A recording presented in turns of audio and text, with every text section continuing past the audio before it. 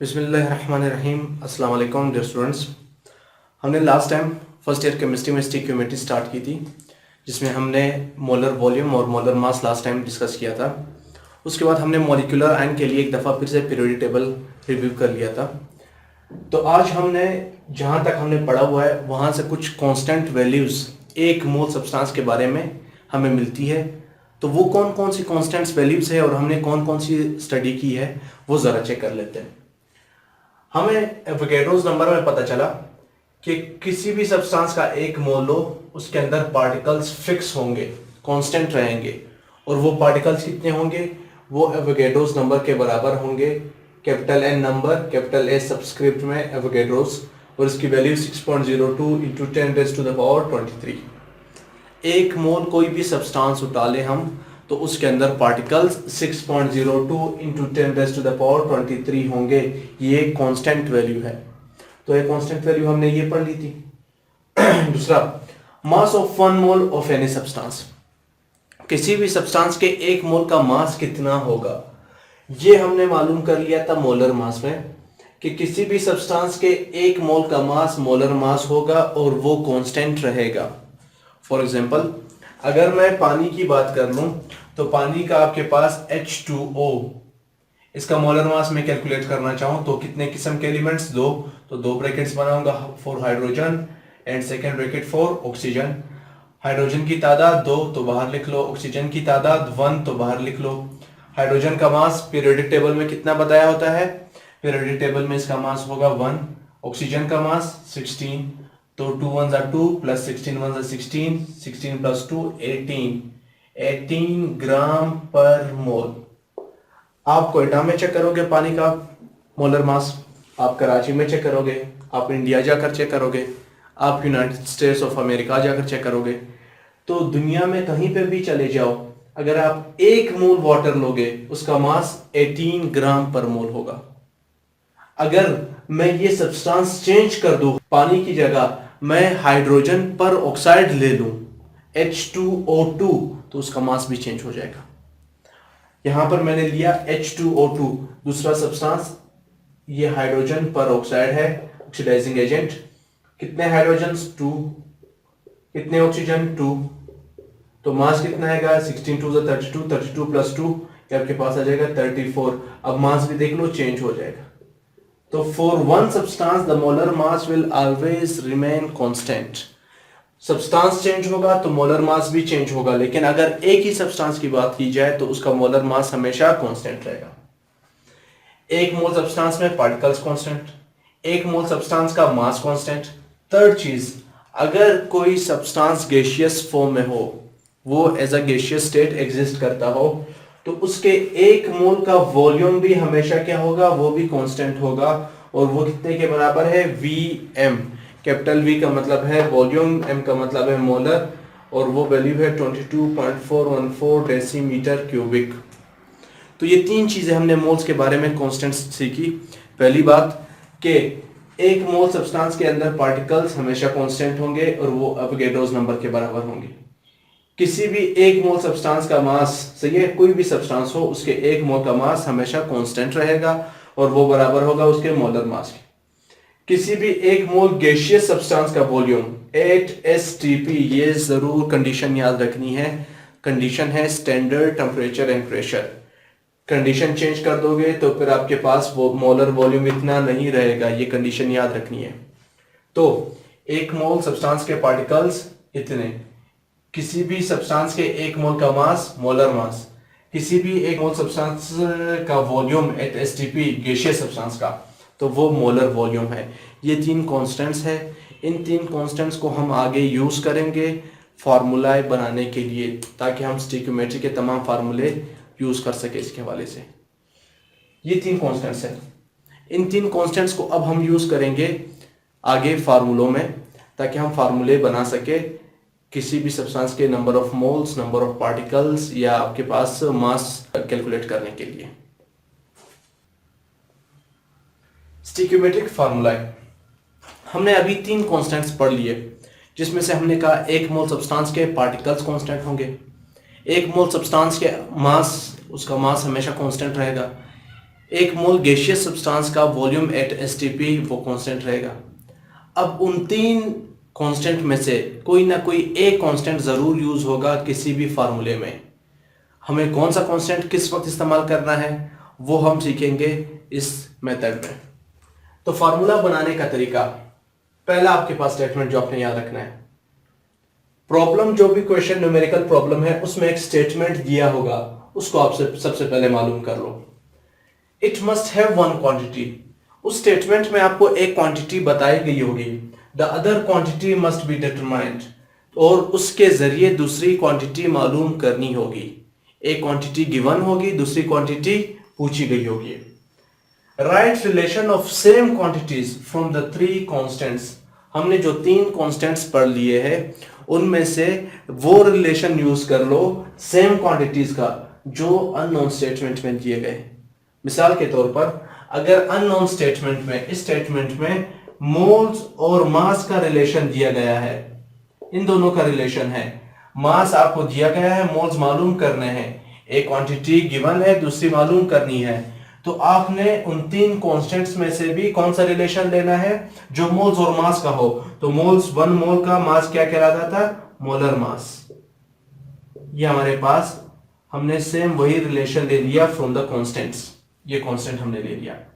अगर रिलेशन हो मोल्स का और पार्टिकल्स का, मैंने लिए मोल्स और उनका रिलेशन है पार्टिकल्स के साथ, तो फिर आपने कांस्टेंट्स में से भी कौन सा रिलेशन लेना है, मोल्स का लेना है 1 मोल का विद एवोगाड्रोस नंबर। ये आपके पास मोल और पार्टिकल्स का रिलेशन था, तो फिर आपने ये रिलेशन यूज करना होगा। अगर आपको मोल और वॉल्यूम का रिलेशन दिया गया है क्वेश्चन में, तो फिर आपने भी क्या करना है, आपने 1 मोल का वॉल्यूम, जिसको हम लोग कहते थे मोलर वॉल्यूम, वो रिलेशन लेना होगा फ्रॉम द कांस्टेंट्स। फिर से एक दफा समझ लेते हैं। सबसे पहले आपको क्वेश्चन में जो भी स्टेटमेंट दिया गया है उसमें एक क्वांटिटी गिवन होगी, दूसरी पूछी गई होगी। हो सकता है मास गिवन हो, मोल्स पूछे, हो सकता है मोल्स गिवन हो, मास पूछे, हो सकता है कि मोल्स गिवन हो, पार्टिकल्स मांगे हो उन्होंने, या हो सकता है कि पार्टिकल्स गिवन हो, मोल्स रिक्वायर्ड हो सकता है कि उन्होंने वॉल्यूम जो है वो रिक्वायर्ड हो उन्हें और मोल्स गिवन हो, या हो सकता है कि मोल्स आपके पास रिक्वायर्ड हो, वॉल्यूम गिवन हो। तो ये पहला पॉइंट तो हमें क्लियर हो गया। अब मुझे दूसरे पॉइंट में क्या करना होगा, मुझे सेम उन्हीं दो क्वांटिटीज का रिलेशन उन तीन कांस्टेंट में से लेना होगा जो क्वेश्चन में गिवन है। मतलब अगर मोल और मास का रिलेशन क्वेश्चन में गिवन है तो उन तीन कांस्टेंट में से भी एक मोल का मास मोलर मास कहलाता था, वो रिलेशन में लूंगा। अगर मोल और पार्टिकल्स का रिलेशन यहां पर आपके पास गिवन है तो फिर मैं उन तीन कांस्टेंट में से भी मोल्स और पार्टिकल्स का ही रिलेशन लूंगा। अगर मोल और वॉल्यूम का रिलेशन यहां पर है क्वेश्चन में, तो फिर आप भी क्या करोगे, आप भी उन तीन कांस्टेंट में से मोल और वॉल्यूम का ही रिलेशनशिप लोगे। ये हमने ले ली। अब क्या करना है, divide unknown statement. Unknown statement को नॉन स्टेटमेंट, नॉन स्टेटमेंट कौन सा है जो आपको मालूम है कांस्टेंट की बात हो रही है। ये किसकी बात हो रही है, ये बात हो रही है कांस्टेंट्स की, कांस्टेंट्स इनकी बात हो रही है। तो नॉन स्टेटमेंट के जरिए अननोन स्टेटमेंट को डिवाइड कर दो such that similar quantities divide each other. इस तरह से डिवाइड करो कि सिमिलर क्वांटिटीज एक दूसरे को डिवाइड कर ले। अगर मैं इस रिलेशनशिप की बात करूं तो मोल्स को मोल से डिवाइड करूंगा और जो आपके पास मास है उसको मोलर मास से डिवाइड करूंगा। अगर मैं इस रिलेशन की बात करूं तो मोल्स को मोल से डिवाइड करूंगा, पार्टिकल्स को पार्टिकल से डिवाइड करूंगा। अगर मैं इस रिलेशन की बात करूं तो मोल्स को मोल से डिवाइड करूंगा, वॉल्यूम को वॉल्यूम से डिवाइड करूंगा। अगर हमें एक प्रॉब्लम गिवन हो, उसमें दो क्वांटिटीज है, एक गिवन होगी, दूसरी डिटरमाइन करनी होगी। हमने चेक करना होगा कि ये दो क्वांटिटीज कौन सी दो क्वांटिटीज है, किन दो क्वांटिटीज के दरमियान रिलेशन है, मोल मास, मोल पार्टिकल्स या मोल वॉल्यूम के दरमियान। फिर हमने क्या करना होगा, सेम उसी तरह का रिलेशन कांस्टेंट्स, वो तीन कांस्टेंट्स उनमें से भी सेम उसी तरह का रिलेशन लेना होगा। फिर क्या करना होगा, थर्ड स्टेप में जो अननोन स्टेटमेंट है जो हमें क्वेश्चन में मिला है उसको डिवाइड करेंगे कांस्टेंट वाले स्टेटमेंट से। कैसे डिवाइड करेंगे, ऐसे डिवाइड करेंगे कि सिमिलर क्वांटिटीज एक दूसरे को डिवाइड कर ले। मोल्स को मोल्स डिवाइड कर ले, मास को मास, मोल्स को मोल्स, पार्टिकल्स को पार्टिकल्स, मोल्स को मोल्स और वॉल्यूम को वॉल्यूम, तब जाकर हमारे पास फार्मूला बन जाएगा। चेक करते हैं, पहला फार्मूला बनाने की कोशिश करते हैं कि कैसे बनता है।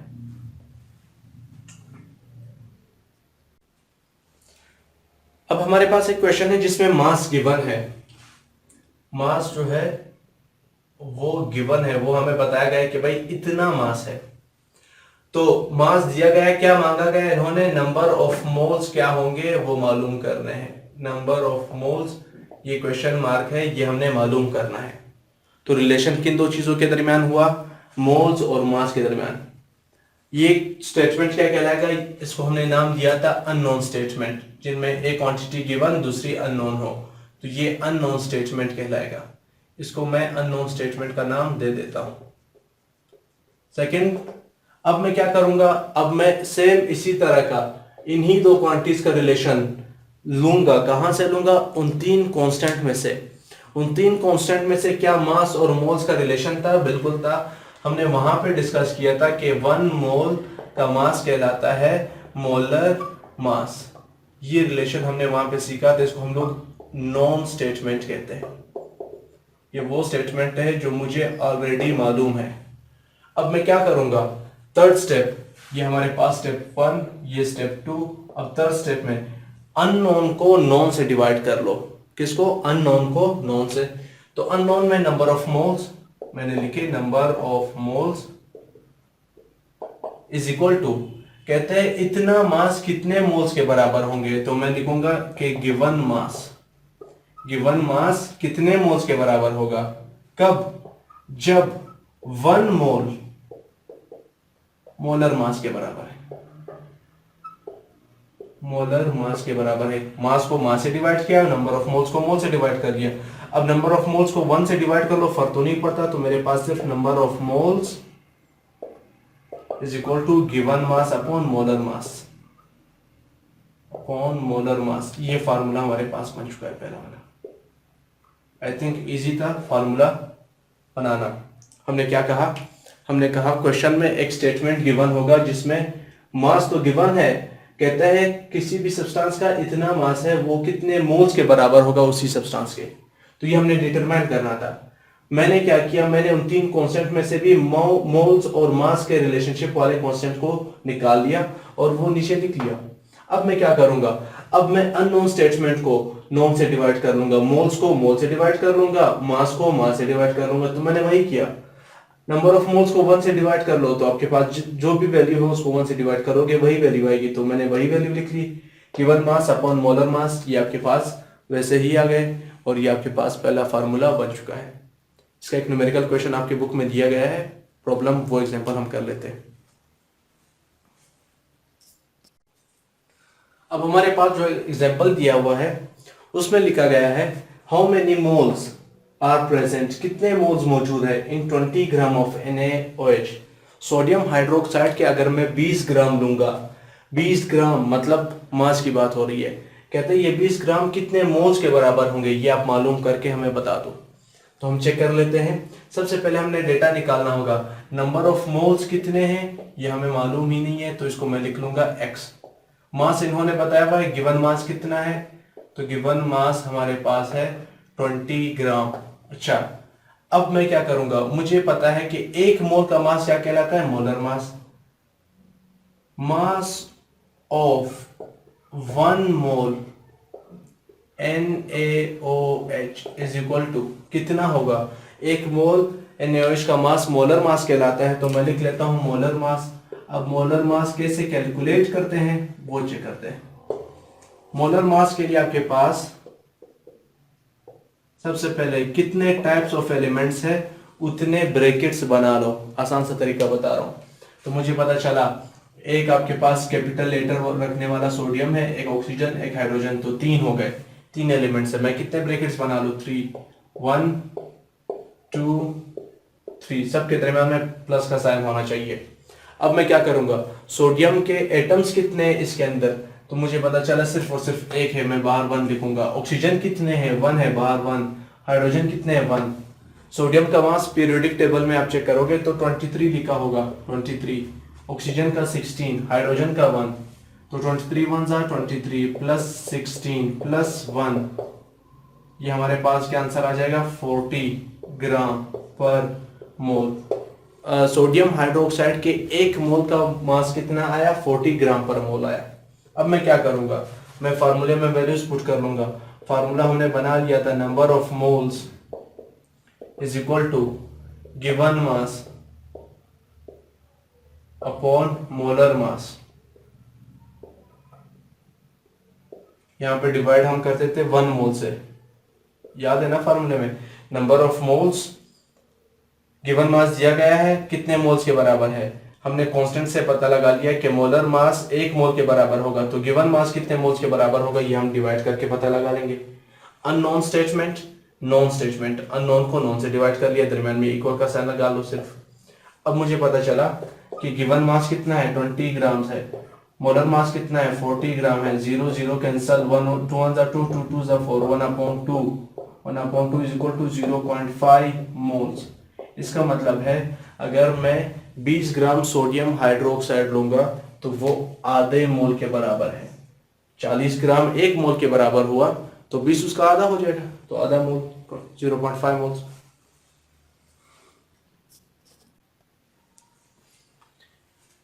अब क्वेश्चन नंबर 2 है कि how many moles are there in 12.25 gram of potassium chlorate. Potassium chlorate के अगर मैं 12.25 ग्राम्स लूंगा तो वो कितने मोल्स के बराबर होगा।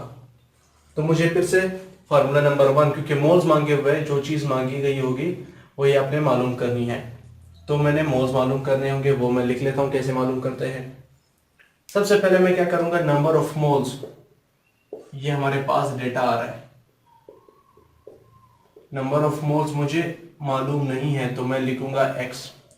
मास बताया गया है, मास गिवन वो है 12.25 ग्राम्स। मुझे पता है कि 1 मोल KClO3 हैज मास, कितना मास होगा, मोलर मास जिसको हम कहते हैं, वो कैलकुलेट कर लेते हैं। पोटाशियम क्लोरीन ऑक्सीजन 3 ब्रैकेट्स बनने चाहिए, तो 3 ब्रैकेट्स हमने बना लिए। पोटाशियम की तादाद 1 तो 1 लिख लो, क्लोरीन की तादाद 1 है तो बाहर 1 लिख लो, ऑक्सीजन की तादाद कितनी है 3 है तो बाहर 3 लिख लो। अब क्या करना है, पोटाशियम का मास कितना है, पीरियोडिक टेबल में इसका मास बताया गया होता है 39, तो मैंने 39 लिख लिया। क्लोरीन का मास हम हमेशा 35.5 लेते हैं तो मैंने लिया 35.5। ऑक्सीजन का मास कितना है तो वो मैंने पता करवा लिया 16 है, 16 3 48 प्लस 35.5 प्लस 39, सबको प्लस कर लो, आई थिंक आंसर आएगा 122.5 ग्राम पर मोल। 1 मोल पोटाशियम क्लोराइड का मास है 122.5, तो इतना मास कितने मोल्स के बराबर होगा, कैलकुलेट कर लेते हैं। फार्मूला लिख लेंगे, नंबर ऑफ मोल्स वो कितना होगा आपके पास, गिवन मास वो हमें बताया हुआ है 12.25 है, डिवाइडेड बाय मोलर मास 122.5 है, डिवाइड कर लिया तो ये 1 जा ये 10 जा, 1 डिवाइडेड बाय 10 तो आंसर आएगा 0.1 मोल। अगर आप 12.25 ग्राम पोटाशियम क्लोरेट लेते हो तो वो 0.1 मोल के बराबर आएगा। ये हमारे पास फॉर्मूला नंबर 1 के 2 न्यूमेरिकल प्रॉब्लम्स थे।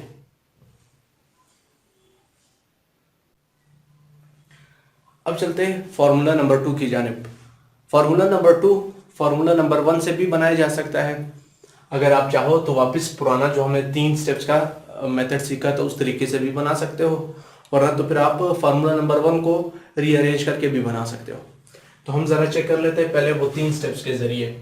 स्टेप नंबर 1, अननोन स्टेटमेंट लिख लो, unknown statement. Step number 2, known statement लिख लो, नॉन स्टेटमेंट। अननोन स्टेटमेंट कौन सा होगा, प्रॉब्लम से ये हमें मिलेगा। नॉन स्टेटमेंट हमें कहां से मिलेगा, कॉन्स्टेंट्स, 3 कॉन्स्टेंट जो हमने पढ़े थे उनमें से कोई एक होगा। और थर्ड में हम क्या कर लेते थे, divide unknown by non statement. Unknown statement को नॉन स्टेटमेंट से डिवाइड कर लेते थे। और जो भी क्वांटिटी आपने एंड में मालूम करनी होती है, एक और से बढ़ा देता हूं कि जो भी क्वांटिटी आपने मालूम करनी है उसको लेफ्ट साइड पर आइसोलेट कर दो। Isolate the quantity on left side that has to be calculated. जिसको भी कैलकुलेट करना होगा उसको लेफ्ट साइड पर क्या कर दो, अकेला कर दो, आइसोलेट कर दो। अब हम फिर से सीखेंगे। हमें बताया गया है कि मास इन्होंने पूछा है इस दफा हमसे कि रिक्वायर्ड मास, इसके नंबर ऑफ मोल्स इन्होंने बताए होंगे कि इतने मोल्स है, बता दो कि इतने मोल्स कितने मास के बराबर आएगा या इतने मोल्स का मास कितना निकलेगा। मैं फिर से क्या करूंगा, उन तीन कांस्टेंट में से मोल्स और मास वाला कांस्टेंट ले लूंगा। तो मुझे पता है कि मोलर मास वो बराबर है एक मोल के। एक मोल का मास मोलर मास है। इतने मोल्स कितने मास के बराबर होंगे ये हमने कैलकुलेट करना है। ये नॉन स्टेटमेंट है और ये अननोन। करना क्या होगा, अननोन को नॉन से डिवाइड करना होगा। तो मैंने क्या कर दिया, डिवीजन कर ली, required mass divided by molar mass is equal to number of moles divided by 1। अब 1 आप लोग लिखते हो नहीं, क्योंकि किसी भी क्वांटिटी को 1 से डिवाइड करोगे वही आंसर आएगा, तो लिखने की जरूरत तो है नहीं। मैंने मालूम क्या करना है, required mass, isolate the quantity on left side. जो क्वांटिटी आपने मालूम करनी है उसको लेफ्ट साइड पर आइसोलेट कर दो। तो मुझे ये क्वांटिटी मालूम करनी है, इसको मुझे आइसोलेट करना होगा। आइसोलेट कैसे करूंगा, मोलर मास यहाँ पे डिवाइड हो रहा है, दूसरी साइड पर जाकर क्या हो जाएगा, मल्टीप्लाई। तो required mass is equal to number of moles multiply by molar mass. ये हमारे पास फार्मूला नंबर 2 बन चुका है। ये फार्मूला नंबर 2।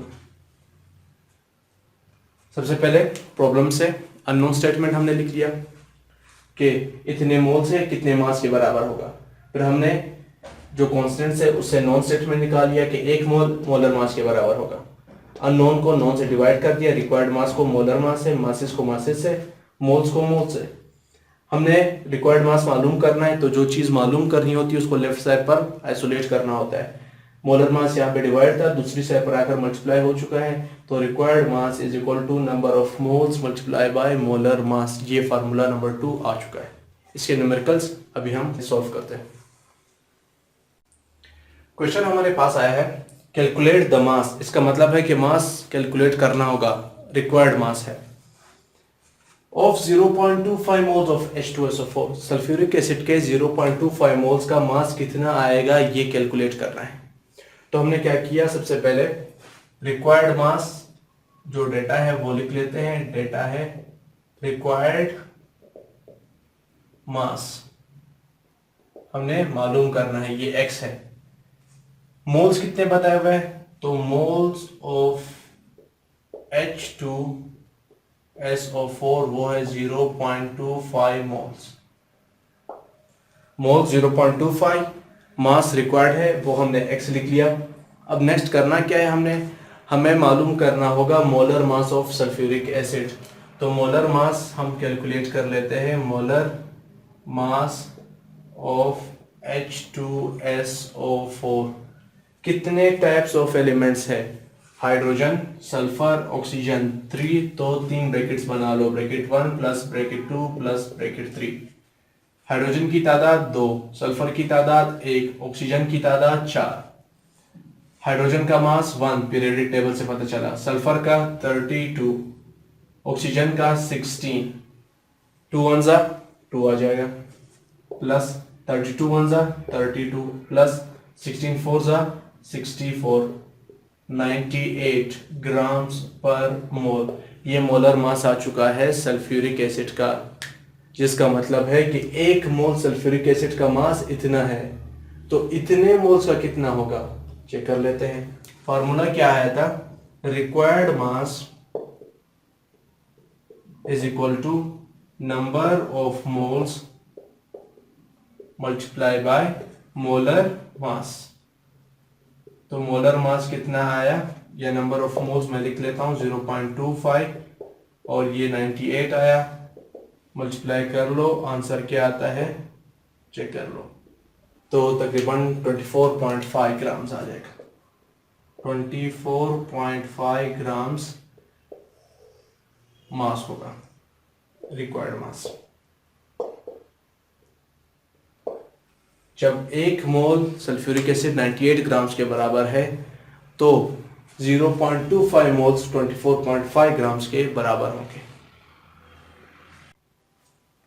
अब नेक्स्ट क्वेश्चन है, calculate the mass of 1.50 moles of calcium hydroxide. Number of moles 1.50 है, मास रिक्वायर्ड है, तो डेटा लिख लेते हैं। डेटा में हमारे पास आया रिक्वायर्ड मास, और रिक्वायर्ड मास कितना होगा वो x है। नंबर ऑफ मोल्स कितने आए, नंबर ऑफ मोल्स हमें पता चला कि वो है हमारे पास 1.50 मोल्स। अच्छा, मोलर मास कितना होगा वो कैलकुलेट कर लेते हैं। तो molar mass of calcium hydroxide, अब मुझे क्या करना होगा, एलिमेंट्स की टाइप्स मालूम करनी होगी ताकि मैं उतनी तादाद में ब्रैकेट्स बना सकूं।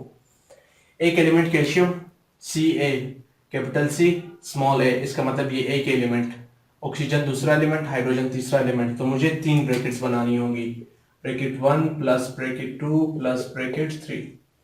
कैल्शियम के बाद नीचे या पीछे कुछ नहीं लिखा, इसका मतलब तादाद 1 है। ऑक्सीजन ये 2 ब्रैकेट के बाहर जो है ये हाइड्रोजन का भी है, ये ऑक्सीजन का भी है, तो 2 ऑक्सीजन हुए, हाइड्रोजन भी 2 हो गए। कैल्शियम का मास पीरियोडिक टेबल में बताया गया होता है कि ये है 40, तो मैंने 40 लिख लिया। ऑक्सीजन का मास पीरियोडिक टेबल में 16 बताया होगा, तो वो 16 मैंने लिख लिया। हाइड्रोजन का मास पीरियोडिक टेबल में 1 है, तो वो 1 मैं लिख लूंगा।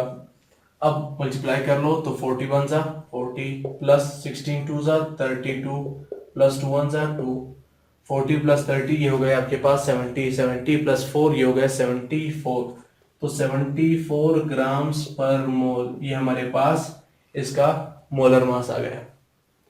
हमने फार्मूले में ये वैल्यूज पुट कर लेनी है।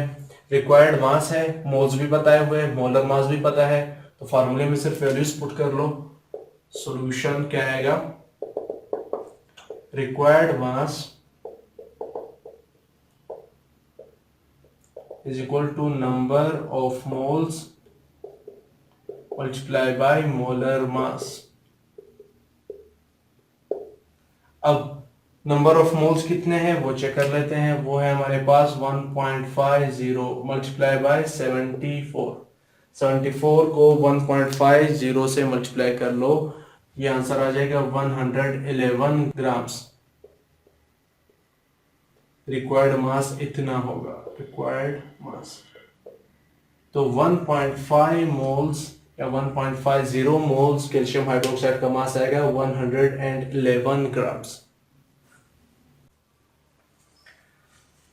दो फार्मूलाए हमने पढ़ लिए, एक में हमने नंबर ऑफ मोल्स कैलकुलेट करना था गिवन मास है, दूसरे में हमने मास कैलकुलेट करना था गिवन नंबर ऑफ मोल्स है।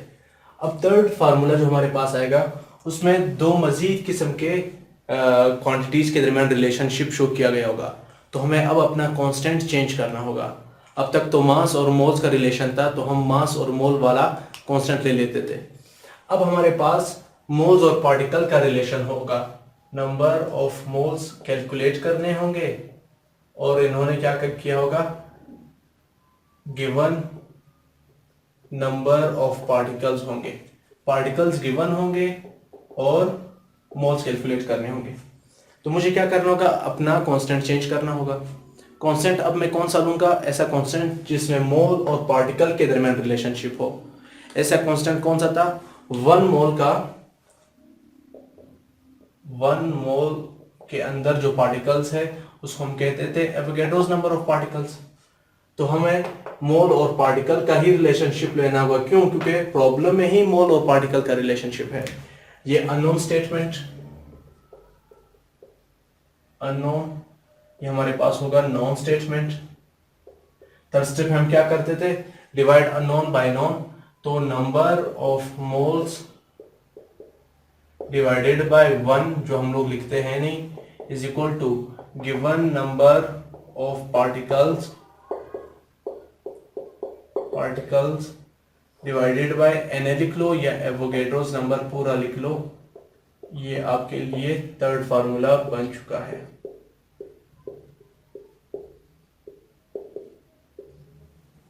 कोई भी फार्मूला बनाना हो तो क्वेश्चन में दो क्वांटिटीज के दरमियान रिलेशनशिप होगा।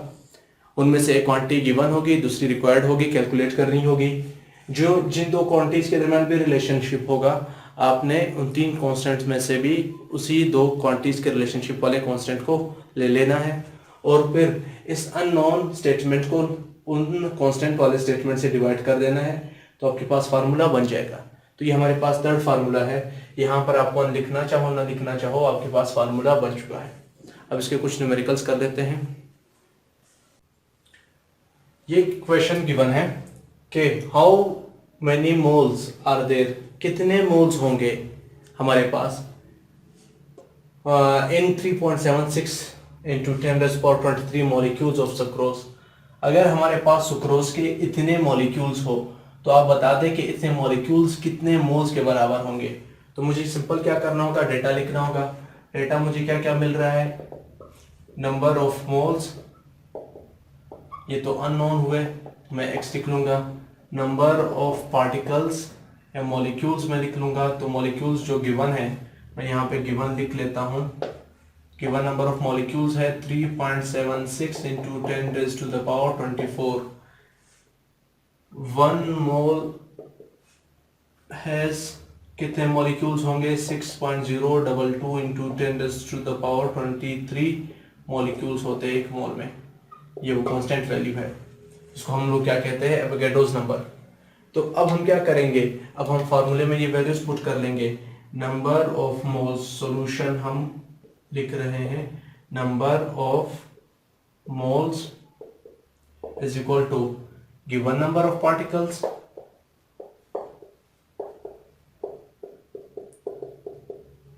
Divided by Avogadro's number.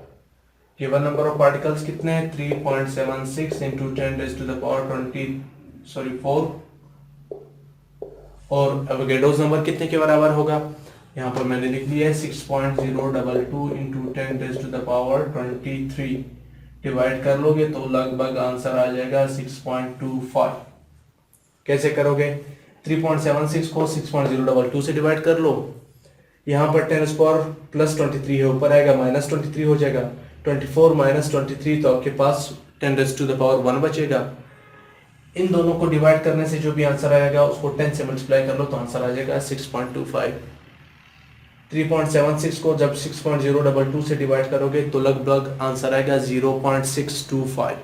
तो 0.625 को 10 से मल्टीप्लाई कर लो, 6.25 मोल्स आ जाएंगे। इतने मोल्स होंगे सुक्रोज के, अगर आपके पास उसके मॉलिक्यूल्स इतने हों। नेक्स्ट क्वेश्चन आपके बुक में दिया हुआ है एक्सरसाइज का। आई थिंक आप वो खुद सॉल्व कर सकते हैं। जिसको प्रॉब्लम हो वो कमेंट सेक्शन में पूछ ले, मैं उसको तरीका सिखा दूंगा दोबारा। फार्मूला नंबर 4 की तरफ चलते हैं। फार्मूला नंबर 4 हमारे पास है नंबर ऑफ पार्टिकल्स जो कि रिक्वायर्ड होंगे। तो मैं यहाँ पे रिक्वायर्ड लिख लेता हूँ, required number of particles. Moles इन्होंने बताया होंगे, नंबर ऑफ मोल्स, कि अगर मेरे पास कोई भी सब्सटेंस कितने XYZ कोई भी मोल्स की वैल्यू इन्होंने बताई होगी, इतने मोल्स हो तो बता दो उनमें पार्टिकल्स कितने होंगे, ये हमसे पूछा गया होगा। मुझे क्या करना होगा? कांस्टेंट में से ये अननोन हमारे पास स्टेटमेंट है तो मैं लिख लेता हूं अननोन स्टेटमेंट। अब मुझे क्या करना होगा? मुझे नोन स्टेटमेंट जो कि कहाँ से हमें मिलेगा, नॉन स्टेटमेंट हमें मिलेगा कांस्टेंट से। हमें उससे भी मोल्स और पार्टिकल्स का रिलेशनशिप रखने वाला कांस्टेंट निकालना होगा और यहाँ पे लिखना होगा। तो मुझे पता चला कि एवोगैड्रोस नंबर के पार्टिकल्स होंगे कितने मोल्स में, 1 मोल में।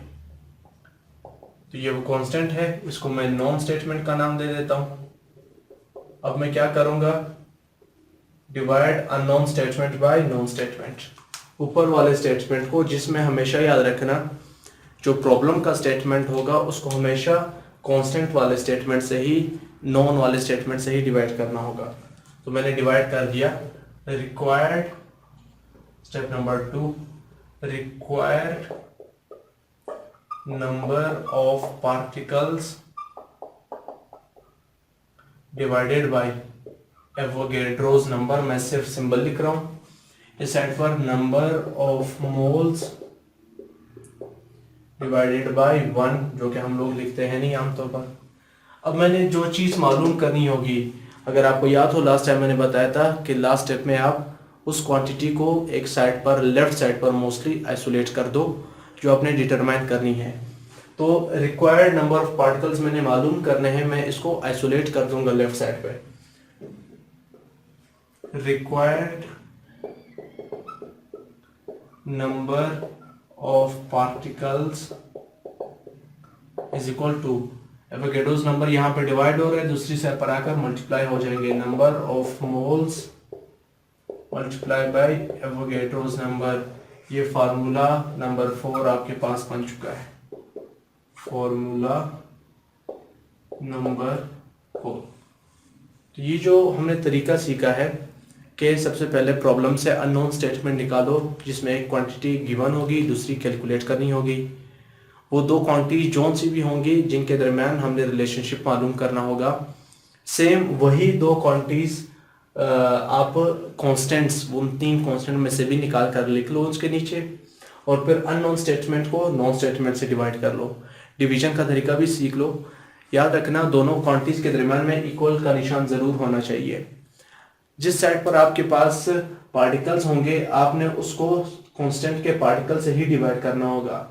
अगर आपके पास नंबर ऑफ मोल्स है अननोन स्टेटमेंट में, तो उससे आपको कांस्टेंट के मोल से ही डिवाइड करना होगा। याद रखना मोल्स को मोल से डिवाइड करना होगा, पार्टिकल्स को पार्टिकल से, मासेस को मासेस से, और वॉल्यूम्स को वॉल्यूम से। जब इस तरतीब से आप डिवीजन करोगे इनकी, तो उसे आपके लिए एक फार्मूला बनेगा जिसे आप अपना न्यूमेरिकल प्रॉब्लम सॉल्व कर सकते हो। अब हमें एक क्वेश्चन मिला है, how many atoms are there in 2.5 moles of sodium. Sodium के मोल्स गिवन है और उसमें पार्टिकल्स इस स्टेटमेंट में एटम्स है। तो कहते हैं 2.5 मोल्स ऑफ सोडियम में कितने एटम्स होंगे सोडियम के। तो ये कैलकुलेट करने के लिए हमें डेटा लिखना होगा। डेटा हमारे पास क्या है, नंबर ऑफ मोल्स जो कि गिवन है वो है कितने, 2.5 मोल्स। पार्टिकल्स को मैं एटम्स लिख लेता हूं, एटम्स ऑफ सोडियम। ये एक्स है, हमें कैलकुलेट करने होंगे। हमें पता है कि एवोगैड्रोस नंबर कितने के बराबर होगा। एवोगैड्रोस नंबर के पार्टिकल्स 1 मोल के पार्टिकल्स के बराबर है और उसकी वैल्यू है 6.022 इंटू 10⁻23। मुझे क्या करना होगा, फार्मूला लिखना होगा। तो फार्मूला लिख लेते हैं। फार्मूला क्या कहता है, required number of particles, required number of particles is equal to, required number of particles is equal to number of moles multiplied by Avogadro's number। Number of moles मुझे कितने बताया गया है क्वेश्चन में, 2.5, तो मैं लिख लूंगा 2.5। Avogadro's नंबर कितने बताया गया है, 6.022 इंटू 10⁻23। इतने एटम्स है। रिक्वायर्ड नंबर ऑफ पार्टिकल्स मैं ऐसे ही लिख लूंगा, पार्टिकल्स 2.5 को 6.022 से मल्टीप्लाई किया तो आंसर आएगा 15.05 इंटू 10⁻23। 15.05 साइंटिफिक नोटेशन के मुताबिक गलत है, क्योंकि साइंटिफिक नोटेशन कहता है कि जब भी आप पावर ऑफ 10 में वैल्यू लिखोगे तो फिर decimal point 1 non zero digit के बाद होना चाहिए, जबकि यहाँ पर पॉइंट से पहले 2 नॉन जीरो डिजिट है। तो ये पॉइंट एक दफ़ा हमें लेफ्ट साइड पर शिफ्ट करना होगा। पॉइंट जब भी एक दफ़ा लेफ्ट साइड पर जाएगा तो पावर ऑफ 10 एक इंक्रीज हो जाएगा। तो हमने लिखा 1.505 into 10⁻24 atoms of sodium. 2.5 mole sodium में इतने एटम्स होंगे। ये हमारे पास पार्टिकल्स और मोल्स का रिलेशनशिप था।